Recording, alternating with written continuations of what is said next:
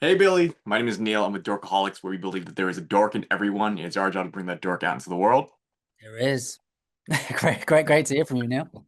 So to kick things off, I wanted to get to know you better and ask what made you a dork growing up.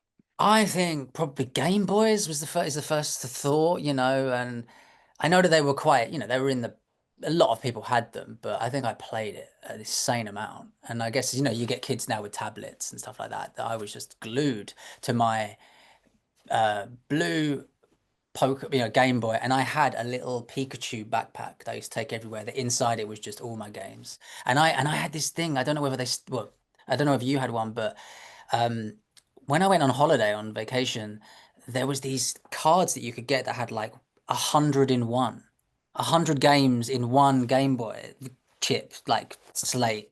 So I just had like about 500 different games that I could just do. So probably the Game Boy. Oh wow, I thought that was a newer image. I didn't know we had that growing up. The 1001 cartridges. Yeah, yeah. I mean, I got them from a place called Tenerife, which is an island in Spain. Probably illegal, but definitely illegal. But they would sell them at a cheap price. I just gotta say, I love your character Puck. He is so sassy. Like you like him, and then you hate him, and then he says something, and you're like, I don't know how to react to this. Yeah, I mean that was what's great. I mean the writing did a lot for me. I just jumped off the page, and yeah, you worry that the character can be sometimes a little bit, oh God, is this character just annoying? But I think, yeah, he has to be there. He's this trickster king. We all know what Puck is as a character from Shakespeare to now. That's what he's there for, to be that guy. And there is in so many, I'm sure every person can relate to work, to school, to everything. There's always that guy.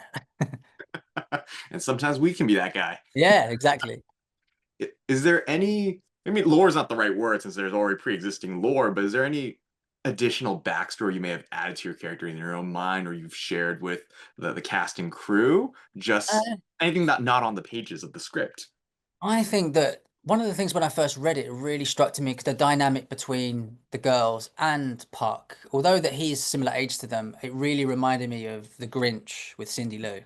And I loved that film. It's like my favorite Christmas film. So I just remember thinking I'm just gonna have to channel Jim Carrey, like just in a British accent, and I'm just gonna scream and be silly and yeah. So that was actually something I channeled. And someone previous interview mentioned Loki as well. Obviously, how he's a trickster as well, and he plays pranks. And yeah, so it's just about trying to find those great characters that you don't, they're not easy to love, but you love them for, I guess, what they're doing and their flaws and whatever. Yeah, Yeah. it's like he's not unhelpful. He's willing to help when he wants to, and it's like aligned with his, I guess, vision. But Yeah, other times he's just kind of floating around like a really loud fly on the wall.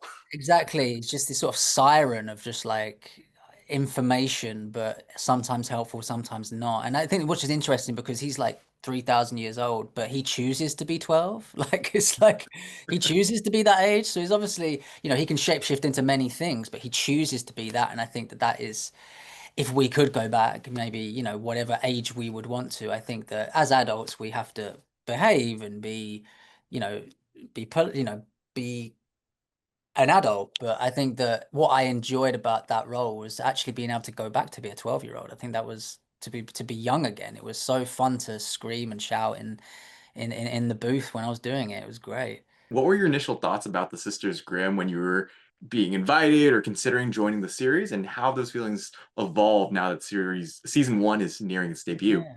I think it was just really easy to grasp because we're all familiar with, these tales. We might not know that they were from the Brothers Grimm, but I just found myself warming to it immediately. And then obviously knowing that as an adult, that's great because, a lot of adults watch shows with their kids. So I really thought that that was a great selling point, I guess. And you don't really think about that when you're actually going for the role. But and then knowing the investigatory side for the two girls. And I remember being a kid and going to the park and finding, I don't know, an old trolley or an old, wheel that was in the ditch or something like that, and just being like, oh, I wonder where that's come from. And like, it's just like being a kid again. I think we were always very curious, and I think that's what there's a really great amount of curiosity in this show.